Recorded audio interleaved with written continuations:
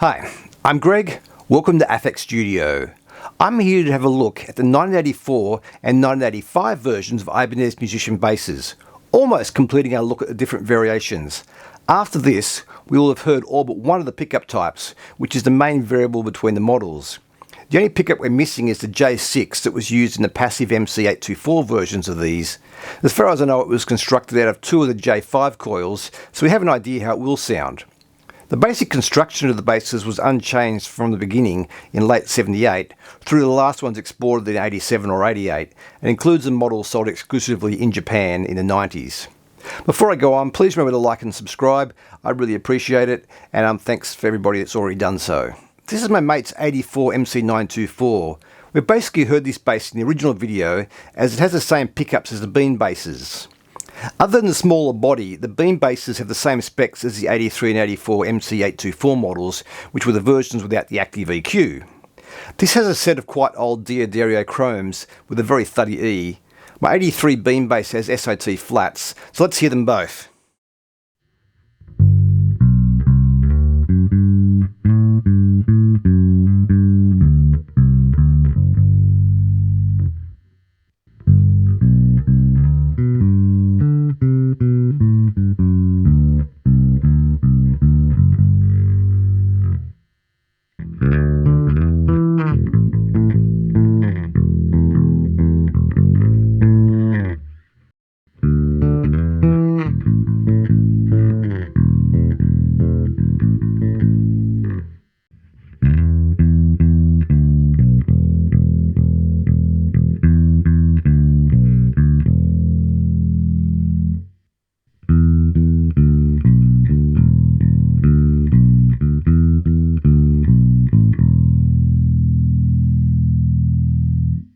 So similar tone despite the completely different body size and weight.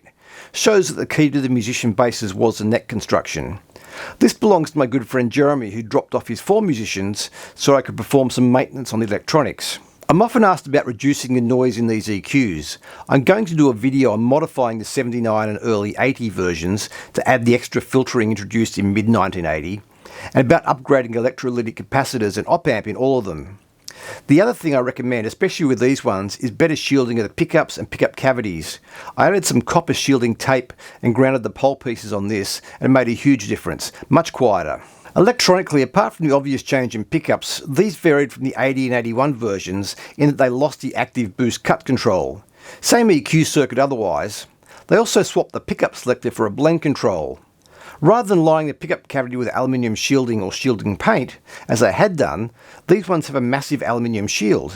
Seems unnecessarily complex, and I can't imagine it being any more effective. Not sure when they stopped using a shielded metal cover plate, but they had definitely changed to plastic by 83. I like that the text on the cover is upside down on this one. No idea what happened there.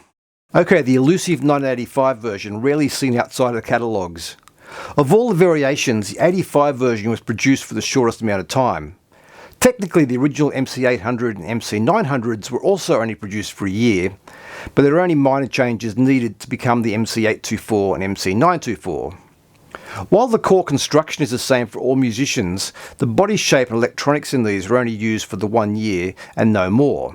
This one is stock other than the knobs, and it has some hip-shot ultralight machine heads. Very comfortable to play. Same basic neck dimensions as the earlier ones, not that I've played any two that are exactly the same. Slightly different body shape on these and a slightly smaller headstock. The thing that's unique about these is the electronics. It has a pair of active J60 pickups with passive tone controls.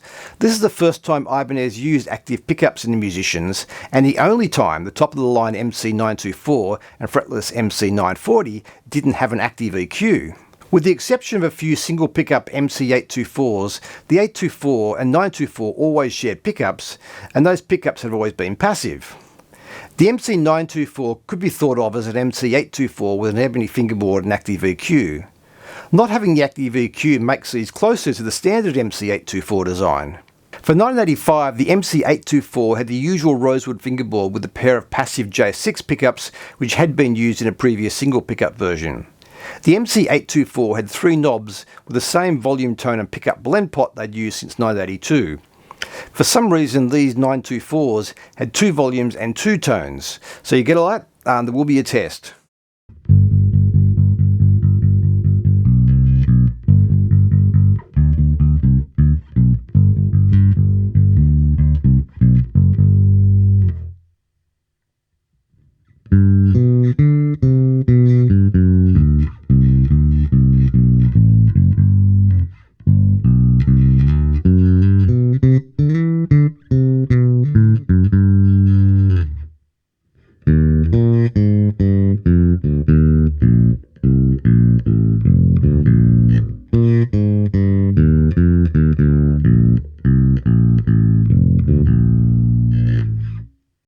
So how do all these pickups compare?